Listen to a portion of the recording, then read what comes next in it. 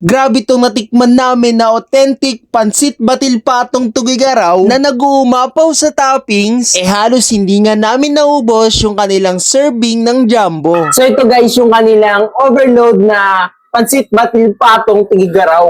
Yan. So meron siyang karahaw or lechon kawale na mas kilalang tawag dito sa atin. Chicharong bulaklak. Tapos, napakarami o sandamakbak na kara beef. At ang mas magpapasarap lalo guys, ito sa ating pansit batil patong tugigaraw. Itong kanilang toyo mansi, suka, at saka chili garlic. Yan. Tsaka marami siya sibuyas guys. Tara guys, tikman natin. Ito. Paka-solid yan guys.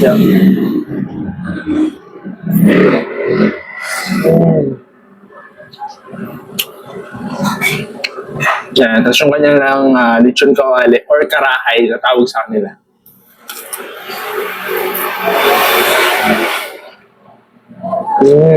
Overlutong. At ito yung kanilang kara beef guys. Ano ba beef stick mo natin?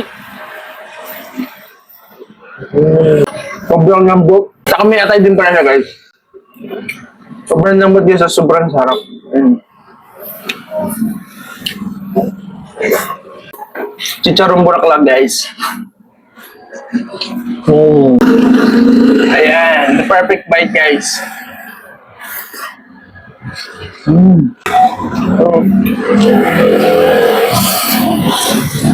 Pansit batil patong guys, from Tugigaraw. Ayan.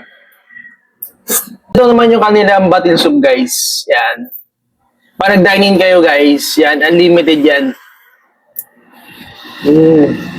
Mainam-nam siya guys, tsaka purong itlog, ang dami. Ayan. At ito naman guys, yung kanilang jumbo. Yan. Ang nadagdag lang dito guys, yung kanilang ganisa Tugigaraw. Yan. Tikman naman natin guys, yung kanilang jumbo. Lagyan natin ng sauce. Yan. Sili. Ito yung kanilang longganisa Tugigaraw guys. Tikman natin.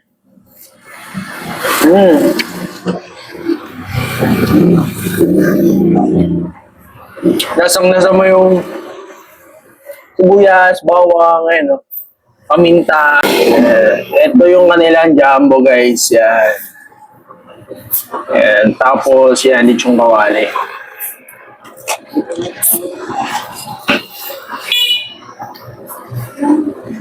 Yan, tapos malasanong itlog din. At yung kanilang kara beef guys, Yan. May halo na rin siya ang atay. Sakto to guys, tag-ulan pa naman ngayon. Isipin mo nag-crave ka ng ganitong pansit batil patong Tugigaraw ng alas 2 ng umaga. Alas puro sahog yan guys. Yan, sobrang daming sahog. Sobrang solid guys. Good for sharing na siya yan. Pwede yung share sa inyong barkada at sa inyong family guys. Yan. So tikman natin guys yung pinagmamalaki ng Tan's Pansiteria Tugigaraw. Itong kanilang halo-halo Tugigaraw. For only 70 pesos lang to guys. Yan. Ang pinagkaiba niya o ang nagpa-special sa kanya yung kanilang malagkit. Ito guys yung nakikita. Yung mamahaluin natin. Tapos instead na ubi halaya at saka leche flan, yema yung ginagamit nila guys ito. Na pampatamis. Yan. So meron pa rin naman siyang sago guys. Sago gulaman, meron pa naman siya. Tsaka yung kamote at saging. Yan. So ito yung kanilang yema. Tikman natin.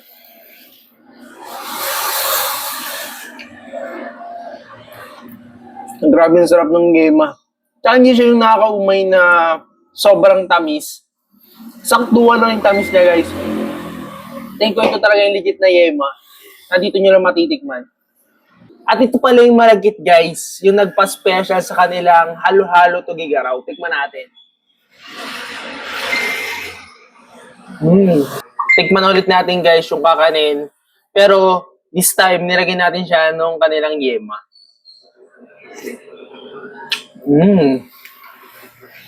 Panalong sarap. Guys, available to for online delivery at available din yung kanilang mga bilao. So, order na guys. So ayan, sa lahat ng gustong umorder ng kanilang mga bilao or solo orders, ilalagay natin yung kanilang contact number sa screen at screenshot nyo na lang. At pwede nyo rin silang kontakin dito sa kanilang FB page. At open sila from 8 a.m. to 9:30 p.m. every day. At located sila sa 824 Medition 2 Street, Imus, Cavite. At searchable din naman sila sa Google Map.